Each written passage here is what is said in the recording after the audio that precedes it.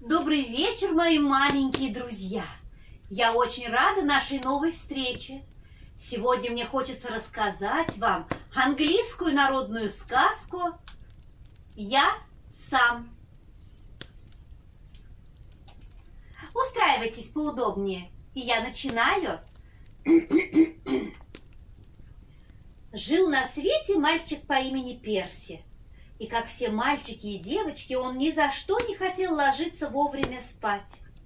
Хижина, где он жил со своей мамой, была небольшая, из грубого камня и стояла как раз на границе между Англией и Шотландией. Перси очень любил греться у огня и слушать старинные сказки, которые рассказывала ему мама, или же просто дремать, любуясь причудливыми тенями от пылающего очага. И, наконец, мама говорила: «Перси, пора ложиться спать». Но Перси всегда казалось, что еще слишком рано, и он спорил с ней и припирался, прежде чем уйти. Но стоило ему лечь в свою деревянную кроватку и положить голову на подушку, как он тут же засыпал крепким сном. И вот как-то вечером Перси так долго спорил с мамой, что у нее лопнуло терпение, и, взяв свечу, она ушла спать, оставив его одного возле пылающего очага. «Сиди тут один у огня», — уходя, сказала она Перси. «Вот придет старая злая фея и утащит тебя за то, что ты маму не слушаешься». «Ах, подумаешь, не боюсь я злых старых фей», — подумал Перси и остался греться у огня. А в те далекие времена в каждой хижине водился свой малютка Брауни, который каждую ночь спускался по каминной трубе и наводил в доме порядок, все начищал и все отмывал. Мама Перси оставляла ему у двери целый кувшинчик козьих сливок в благодарность за работу. И каждое утро кувшинчик всегда оказывался пустым. Эти малютки Брауни были добродушными и приветливыми домовыми. Только очень уж легко они обижались чуть что.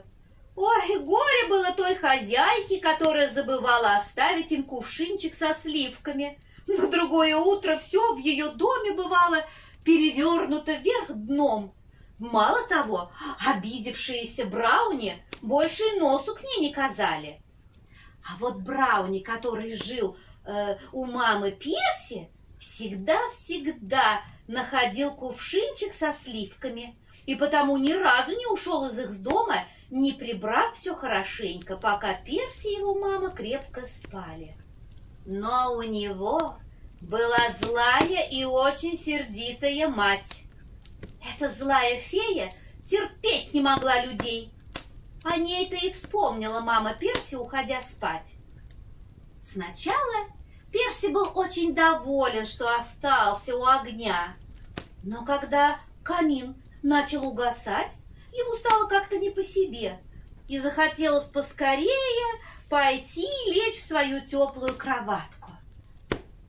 Он уж собрался было встать и уйти, как вдруг услышал шорох и шуршание в каминной трубе, и тут же в комнату спрыгнул маленький Брауни. Перси от неожиданности вздрогнул, а Брауни очень удивился, застав Перси еще не в постели. Уставившись на длинноногого Брауни с острыми ушками, Перси спросил: «Как тебя зовут?» «Сам», — ответил Брауни, скорчив смешную рожицу. «А тебя?» Перси решил, что Брауни пошутил, и захотел его перехитрить.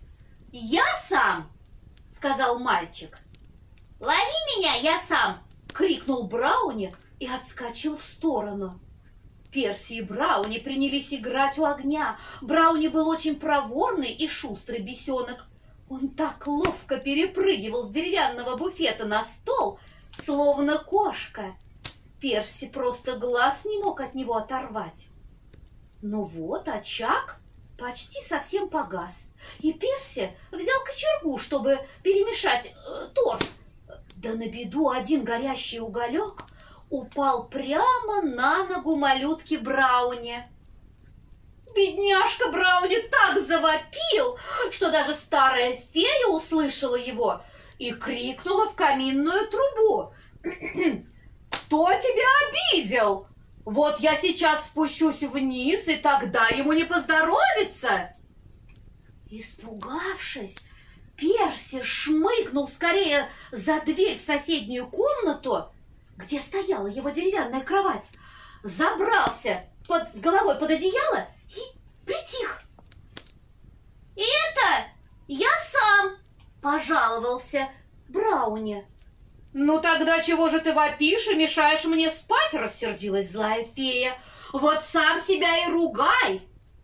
И следом за этим из трубы высунулась длинная костлявая рука с острыми когтями, схватила за шиворот малютку Брауни и подняла его наверх. Наутро мама Перси нашла кувшинчик со сливками на том же месте у двери, где она его и оставила накануне. И больше малютка Брауни не появлялся в ее доме. Хоть она и огорчилась, что потеряла такого маленького помощника, зато была весьма довольна тем, что Перси стал послушным, и с этого вечера ей больше не приходилось дважды напоминать ему о том, что пора ложиться спать.